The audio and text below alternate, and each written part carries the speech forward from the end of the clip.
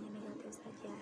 Arus listrik searah atau biasa disebut dengan DC atau direct current hanya mengalir pada satu tujuan. Berbeda dengan arus bolak-balik, arah dan arus listrik tidak berubah. Ini digunakan di banyak elektronika rumah tangga dan di semua perangkat yang menggunakan baterai. Arus titik searah adalah arus listrik yang nilainya tidak berubah dalam kawat penghantar, yaitu dari kutub positif ke kutub negatif. Arus titik searah dapat dilakukan dengan rangkaian seri maupun paralel. Arus titik searah dapat didefinisikan sebagai arus listrik yang mempunyai nilai tetap atau konstan dalam satuan waktu. Adapun elemen yang ada pada rangkaian DC meliputi baterai, hambatan, dan kawat penghantar. Selanjutnya ada sifat pada arus listrik searah. Yang pertama, besarnya kuat arus pada masing-masing komponen yang sama. Kedua, rangkaian seri disebut juga sebagai pembagi tegangan, karena sumber tegangan akan dibagi dengan banyaknya komponen yang akan dirangkai. Lalu ada pun rumus-rumus pada rangkaian arus listrik searah.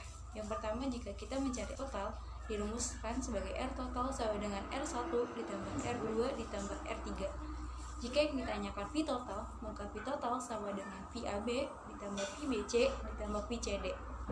Ketiga, VAB, VBC, dan VCD sama dengan R1, R2, dan R3.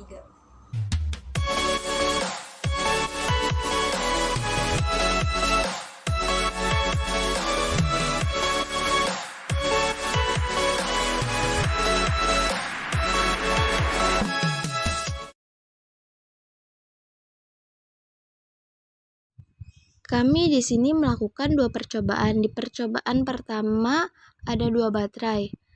Baterai di kutub positif dijepit dengan penjepit buaya berwarna merah, dan untuk penjepit buaya berwarna hitam dijepit ke lampu. Lakukan hal yang sama di sebelahnya.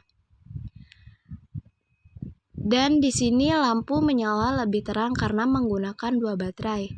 Sedangkan di percobaan kedua, kami hanya menggunakan satu baterai untuk membedakan nyala lampunya lebih terang atau lebih redup. Dan di percobaan ini, nyala lampunya lebih redup. Kesimpulan, terjadinya arus listrik karena perpindahan elektron negatif ke daerah yang kekurangan elektron positif. Arus listrik memberikan pada alat elektronika dengan mengalirkan arusnya melalui rangkaian listrik.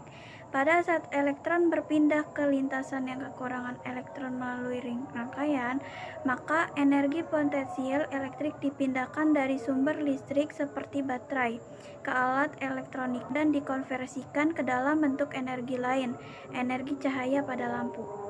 Sekian video praktikum dari kami. Wassalamualaikum warahmatullahi wabarakatuh.